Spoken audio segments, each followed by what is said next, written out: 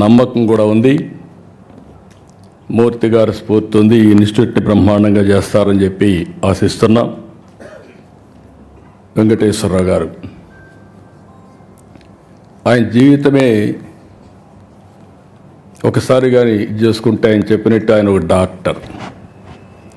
డాక్టర్గా చేసిన తర్వాత ఆయన చేయాల్సింది ప్రాక్టీస్ చేయాల. ప్రాక్టీస్ చేయాల.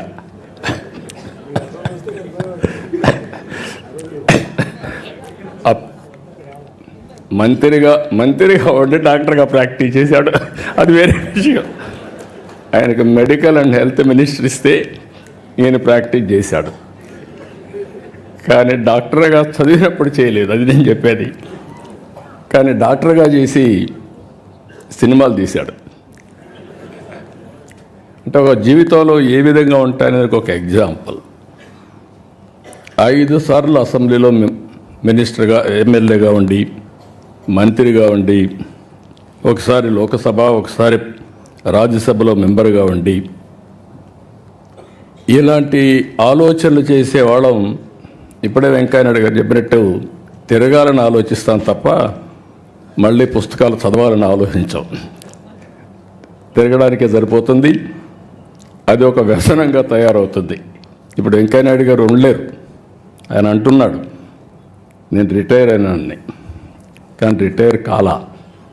మనిషి రిటైర్ అయ్యాడు కానీ మైండ్ మాత్రం శాశ్వతంగా రిటైర్ కాదు. ప్రజాహితం కోసం నిరంతరం ఆలోచిస్తూనే ఉంటుంది. సమాజం కోసం పనిచేసే పరిస్థితికి వస్తారు. అదే సమయంలో వెంకటేశ్వరరావు గారిని చూసినప్పుడు మనిషి ఇంతమంది భరత్ చెప్పాడు. ఒక మాటలో చెప్పాలంటే మా ఫ్యామిలీలో మోస్ట్ రిలాక్స్డ్గా, జోవియల్గా ఉండే వ్యక్తి వెంకటేశ్వరరావు గారు. చాలా ఈజీగా ఎన్ని కష్టాలున్నా ఏమున్నా మనిషి కనపడినప్పుడు హ్యాపీగా ఇది చేసేవారు. ఇటీవల ఒకసారి కలిసినప్పుడు నాకు కొన్ని అనుమానాలు వచ్చాయి. యాక్టివ్ లైఫ్లో ఉన్నారు, all of A sudden retired life మారుగా హ్యాపీగా ఉన్నారు. ఎట్లా స్పెండ్ చేస్తున్నారు మీ టైము అని అడిగాను. ఎందుకంటే ఇప్పుడు నాకు కూడా ఆ పరిస్థితి వస్తే ఇప్పటి నుంచే ప్రిపేర్ కావాలి కాబట్టి.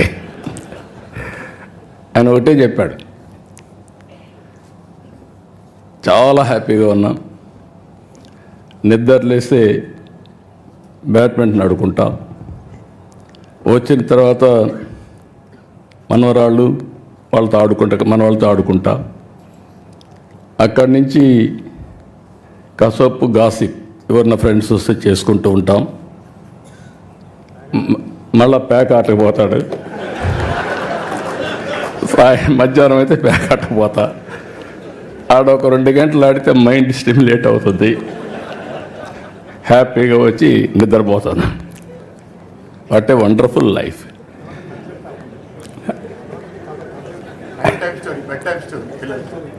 పిల్లలకి అది కూడా చెప్పాడు, నేను మర్చిపోయాను. పిల్లలకి రాత్రిలో ఒక స్టోరీ చెప్పి ఏం హ్యాపీగా నిద్రపోతాడు. అదే మరిగా ఫ్రెండ్స్తో కలిసి విదేశాల్లో తిరగడం ప్రారంభించాడు. పోయినప్పుడు అక్కడ కూడా ఈ అధ్యయనం చేయడం ఇవన్నీ చేశారు. కానీ ఇన్ని పనులుండి ఇప్పటికి మీరు ఒకసారి చూస్తే ఒక 5 పుస్తకాలు రాశాడు ఆయన. ఈ ఎక్స్పీరియన్స్ చూసినప్పుడు ఫస్ట్ది ఒక చరిత్రలో కొన్ని నిజాలు, ఫస్ట్ బుక్ రాశాడు. అక్కడి నుంచి విభజన జరిగిన తర్వాత మేమందరం ఇంక్లూడింగ్ వెంకయ్యనాయుడు గారు విభజనలో బిజీగా ఉన్నాం. వెంకయ్యనాయుడు గారు పార్లమెంట్లో ఫైట్ చేయడం, ఆ సీన్ చూసిన తర్వాత బాధపడడం, అవన్నీ జరిగాయి. అయితే వెంకటేశ్వరరావు గారు దాని మీద డెప్త్కి వెళ్ళి తెలుగువారి చరిత్ర, వేర్పాటు వాదం ఎందుకు వచ్చిందని పుస్తకం రాసే పరిస్థితికి వచ్చారు. 3వ పుస్తకం అక్కడి నుంచి వదిలిపెట్టలేదు. ప్రపంచతత్వం, నాయకత్వం, దీని మీద అధ్యయనం చేసి ఒక బుక్ ఒకటి రాసే పరిస్థితికి వచ్చాడు. ఇప్పుడు నాలుగోది ఇంకొక పక్కన మీరు చూస్తే ప్రపంచ దేశాలు పాలనా వ్యవస్థలు అధ్యయనం చేసి దానిపైన ఒక పుస్తకం రాశాడు. ఇప్పుడు ప్రపంచ చరిత్ర ఆది నుంచి నేటి వరకు ఇంకా ఆయన మాటల్లోనే చెప్పాడు కాబట్టి నేను ఎక్కువ చెప్పను, మొత్తం డీటెయిల్ ఆ తర్వాత జరగబోయేట కూడా చెప్పాడు. మనం అందరం ఒక 4-5 సంవత్సరాలు కాపాడుకుంటే మన ఆరోగ్యాన్ని భవిష్యత్తులో 50 ఏళ్ళు అంటున్నాడు. కానీ ఒక్కసారి ఇన్నోవేషన్ వస్తే 50 ఏళ్ళతో ఆగదు. కొంతమంది మీరు లేనిపోయిన ఆలోచనలు ఇచ్చారు. శాశ్వతంగా ఎందుకు బతకూడదని. God only knows. కానీ చరిత్ర కూడా మనం ఒకసారి చూస్తే ఇవన్నీ ఒక ఎత్తు అయితే ఈరోజు అగ్రదేశాలు అన్ని దేశాలు కూడా సఫర్ అయ్యే పరిస్థితి వస్తున్నాయి. జనాభా లేదు, ఏఐ ఉంది, లేకపోతే టెక్నాలజీ ఉంది, దాన్ని ఆపరేట్ చేసే మనుషులు కూడా లేని పరిస్థితి వస్తుంది. యూరోప్ కానీ చైనా కానీ అదే మరిగా మీరు చూస్తే చాలా దేశాల్లో, జపాన్ కానీ అన్ని దేశాల్లో ఏజింగ్ ప్రాబ్లం అనేది బిగ్గెస్ట్ ప్రాబ్లంగా తయారయ్యే పరిస్థితి వచ్చింది.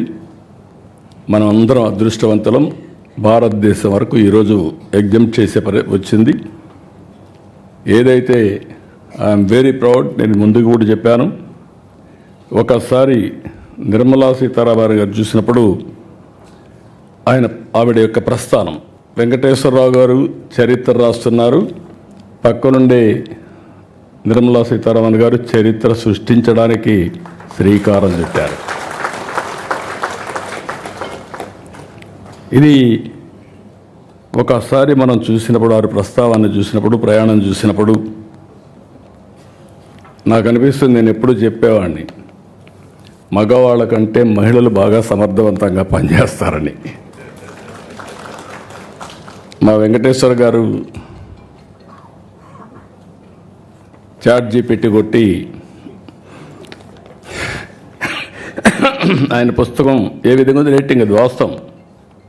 మీరు కూడా ChatGPT కొడితే మగవాళ్ళు ఇంటెలిజెంటా ఆడవాళ్ళు ఇంటెలిజెంటా అని కొడితే ఆడవాళ్ళు ఇంటెలిజెంట్ అని వస్తుంది. దానికి కారణం మగవాళ్ళకి లెఫ్ట్ బ్రెయిన్ పనిచేస్తే ఆడవాళ్ళకి రైట్ బ్రెయిన్ పనిచేస్తుంది. ఇది there is a scientific evidence. నాకు డౌట్ వచ్చి మా ఆఫీసులో అడిగితే మా వాళ్ళు కూడా అదే చెప్పే పరిస్థితి వచ్చారు. ఇప్పుడు వారిని చూసిన తర్వాత, నిర్మలా సీతారామన్ గారిని చూసిన తర్వాత, మదురైలో సావిత్రి నారాయణ్ ఒక మన మారిగానే ఒక సాధారణ కుటుంబం. అక్కడ ప్రాథమిక విద్య మదురైలో చేయడం, తిరుచిరాపల్లిలో ఆర్థిక శాస్త్రంలో అండర్ గ్రాడ్యుయేట్ చేయడం, ఢిల్లీ JNTలో ఆర్థిక శాస్త్ర డిగ్రీ తీసుకోవడం, లండన్ స్కూల్ ఆఫ్ ఎకనామిక్స్లో వెళ్ళి పీజీ చేయడం, అక్కడి నుంచి PricewaterhouseCoopersలో పనిచేయడం కన్సల్టెంట్గా, ఐక్యరాజ్య సమితిలో పనిచేయడం, ఇండో బ్రిటిష్ సొసైటీ కూడా పనిచేయడం. ఇదంతా కూడా వారు ఆర్థిక మంత్రిగా పనిచేయడానికి ఎంతో ఉపయోగపడింది. ఆ ఎక్స్పీరియన్స్ కానీ ఆ ఎక్స్పోజర్ కానీ ఈ దేశ అభివృద్ధికి ఈరోజు ఉపయోగపడతా ఉంది.